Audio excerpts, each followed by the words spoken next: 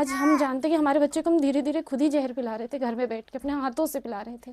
जो वो जान बचाते उन्होंने ही जान ले ली, क्या विश्वास करें? ऑब्वियसली कहीं न कहीं कुछ कमी किसी लेवल पे रह ही गई होगी। छिंदवाड़ा के परासिया में शिवानी ठाकरे की 2 साल की बेटी योजिता को सर्दी जुकाम के लिए डॉक्टर ने कफ सिरप की दवाई लिखी थी, लेकिन योजिता की मौत हो गई। अपनी बेटी की मौत से गमजदा शिवानी आज भी वो दिन याद करके सिहर उठती हैं। हम तो उसको बुखार ठीक कराने ले गए थे, उन्होंने तो हमारी बच्ची को ही बच्चे सहन नहीं कर पा रहे हैं वो दवाइयाँ। बताइए जबकि 2 ml कितना होता है 2 ml? 4 बार भी दिया मैंने, 8 ml होता है मात्र। उतने में बच्चे की किडनी ने फंक्शन करना बंद कर दी। इस बीच मध्य प्रदेश पुलिस ने चेन्नई स्थित श्रेयसन फार्मा कंपनी के मालिक एस रंगनाथन को गिरफ्तार किया है। छिंदवाड़ा के पुलिस अधीक्षक अजय पांडे ने इस बारे में जानकारी दी है। जो एसआईटी जो यहाँ से गई थी छिंदवाड़ा से, उसके द्वारा जो श्रीशान फार्मास्यूटिकल्स के जो मालिक हैं रंगराजन, उनको जो है लेट नाइट उनको जो है राउंड अप किया गया और उनकी अरेस्टिंग की गई है। आरोपी कंपनी मध्य प्रदेश के स्वास्थ्य मंत्री राजेंद्र शुक्ला के मुताबिक छिंदवाड़ा, बैतूल और पांढुर्णा जिलों में 7 सितंबर से लेकर अब तक 20 बच्चों की दूषित कफ सिरप पीने से मौत हो चुकी है। इनमें सबसे ज्यादा छिंदवाड़ा में 17 बच्चों की मौत हुई है। योजिता भी उनमें से एक हैं। योजिता के पिता सुशांत ठाकरे के लिए किसी से भी बात कर पाना बहुत कठिन हो गया है। हर एक परिवार बस अपने बच्चों के सिवा और कुछ नहीं चाहता है, और अब वो तो नहीं है इस दुनिया में। मैं नहीं चाहूंगा कि किसी और के बच्चे के साथ भी ऐसा हो। बहुत एक्टिव बच्ची थी, दिन भर खेलते रहना, बात करना, दादू पापा मम्मी, बहुत याद करते हैं। सॉरी।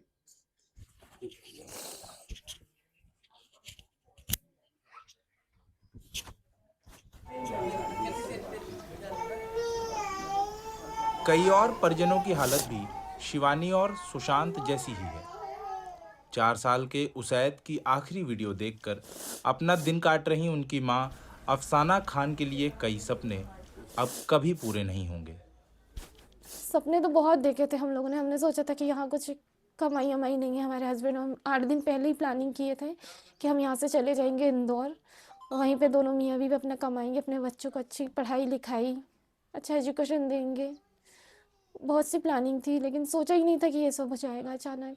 सिर्फ 8 दिन के अंदर में सब कुछ, पूरी ज़िंदगी ची बदल गई हमारी। एक एक कर हो रही बच्चों की मौत ने मध्य प्रदेश की स्वास्थ्य व्यवस्था पर भी सवाल खड़े कर दिए हैं।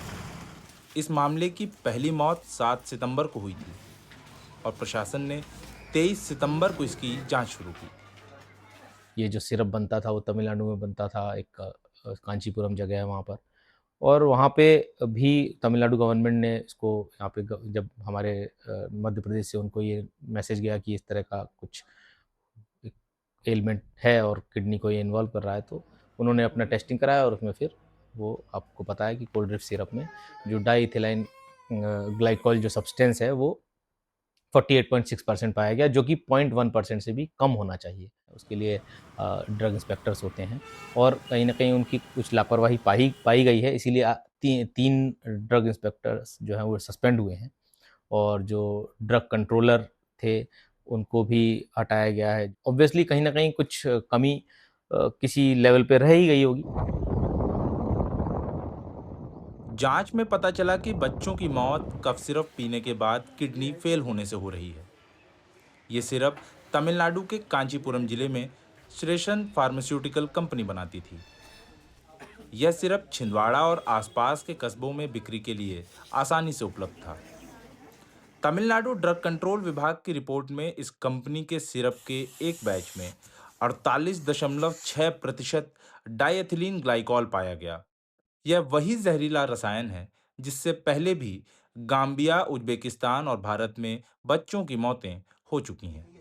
इस रिपोर्ट के बाद मध्य प्रदेश ड्रग कंट्रोल विभाग ने शनिवार 4 अक्टूबर को कफ सिरप पर प्रतिबंध लगा दिया था। मध्य प्रदेश सरकार ने तमिलनाडु के श्रेयसन फार्मास्यूटिकल्स के संचालकों और छिंदवाड़ा के एक सरकारी डॉक्टर के खिलाफ केस दर्ज किया है। डॉक्टर को गिरफ्तार कर जेल भेज दिया गया है, लेकिन पीड़ित परिजनों का कहना है कि ये कार्रवाई नाकाफी है।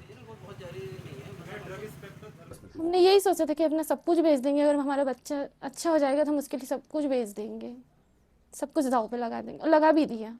ऑटो बेच दिए, हमारी सास के जेवर थे वो बेच दिए, मेरे कान के बेच दिए, सब बेच दिए हम लोगों ने, मगर वो नहीं बच पाया। बहुत सूना लगता है घर तो। उसकी हर एक चीज़ें, हर उसकी हर एक मुस्कान, यादें, बोलने का तरीका, जब यहाँ से कोई गुजरता था ना तो उससे बात किए बगैर नहीं जाता था। सब उससे बात करते थे, बहुत मोहब्बती था वो। हमारी डिग्री भी एनएमसी इंडियन मेडिकल एसोसिएशन के पूर्व उपाध्यक्ष अरविंद जैन कहते हैं कि यह गलती दवा लिखने वाले डॉक्टर की बाद में है और दवा को बाजार में बेचने का सर्टिफिकेट देने वालों की पहले। It is 100% responsibility of the controller of drugs who gives the license to get that medicine into the market. They have said that the company is responsible, his director should be put on jail. अरे भाई, तो उसने तो चोरी की, जिसको चोरी पकड़ने की जवाबदारी थी उसने चोरी पकड़ी क्या? स्थानीय लोगों के मन में इस घटना के बाद डर बैठने लगा है। बच्चों को तो प्राइवेट में ही इलाज करवाते हैं, क्योंकि यहाँ पर ज़्यादा सुविधा नहीं मिल पाती या जो भी है। क्या मन में कोई डर? हाँ, डर भी है, बहुत डर भी है कि दवाई में कुछ केमिकल कुछ मिला ना हो, अभी जो दवाई आई हैं। मासूम बच्चों को खोने वाले ये परिवार इंसाफ की उम्मीद लगाए बैठे हैं। हमारा तो कुछ रहा नहीं, लेकिन जो बच्चे जूझ रहे हैं सबसे, उनको तो इलाज अच्छा मिलना चाहिए। हम बहुत कोशिश करें एम्स ले जाने की, सीट ही नहीं मिली हमको, तो हम चाहते हैं कि जो और बच्चे कम से कम उनका भला हो जाए। अब तो मुझे बस ये चाहिए कि मेरी बच्ची को इंसाफ मिलना चाहिए, और जो बाकी जो बच्चे हैं उनको भी इंसाफ मिलना चाहिए।